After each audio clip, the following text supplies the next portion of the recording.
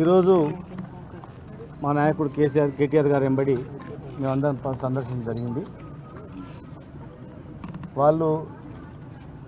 వాళ్ళ బాధ చూస్తూ ఉంటే నిజంగా ఇదేం బాధ, తెచ్చుకున్న తెలంగాణలో ఇంత బాధలా, ఏ వర్గం బాగుపడాలని రాష్ట్రం తెచ్చుకున్నామో ఆ పేద వర్గాల వాళ్ళు 10 సంవత్సరాలు రైతు బంధు వచ్చింది సార్, సంతోషంగా ఉన్నాము. బొంబాయిలో, దుబాయ్లో, తర్వాత పూణేలో బతికిన వాళ్ళము ఊర్లలో వచ్చి ఇప్పుడు బతుకుతున్నాం. ఇప్పుడే మరి మా భూములు గుంజుకుంటే మేము ఎట్లా బతకాలా, మేమేం తినాలా, మా పిల్లలు ఎట్లా బతకాలా, మాకు ఉద్యోగాలు వద్దేమొద్దు, మా భూమి మాకు కావాలి, మేము బతుకుతామని చెప్పి వాళ్ళు ఏడుస్తుంటే నిజంగా 14 లక్షల మంది వలసపోయినటువంటి జిల్లా అది మాది. అందులో అన్ని వర్గాల వాళ్ళు ఉన్నారు. ఎస్సీలు ఉన్నారు, ఎస్టీలు ఉన్నారు, బీసీలు ఉన్నారు, ఓసీలు, రెడ్డిలు ఉన్నారు, అందరు ఉన్నారు. అందరు రైతులు కూడా మాకు భూములు పోతే మేము బతుకం సస్తాం. ఇక ఇప్పటికీ కొట్టి చంపినరు పోలీసులు.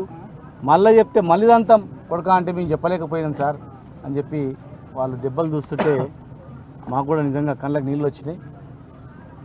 ఇది ప్రభుత్వం పేదల భూములు గుంజుకొని ఏం చేస్తుంది?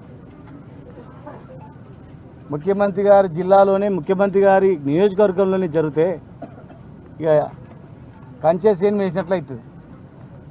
ఇప్పటికైనా ఆలోచన చేయాలి, వెంటనే బేషరతుగా కేసులన్నీ మాఫ్ చేయాలి, విడుదల చేయాలి.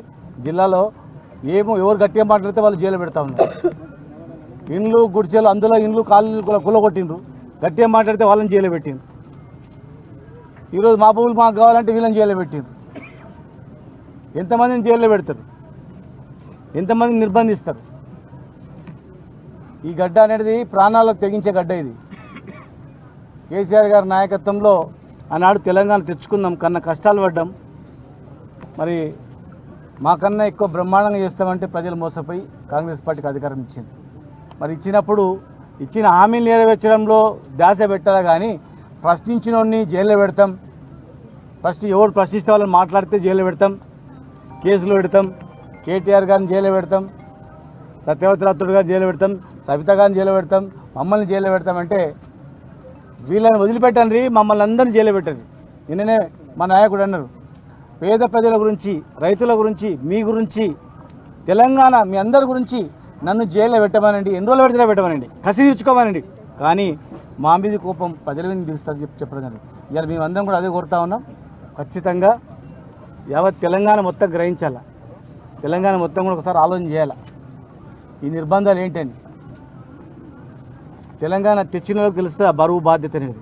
కనుక ఇప్పటికైనా ఆలోచన చేసి వెంటనే విడుదల చేసి కేసులన్నీ ఎత్తేయాలి. లేదంటే ఖచ్చితంగా ఈ గడ్డ ప్రజా ఉద్యమాల గడ్డ ఇది.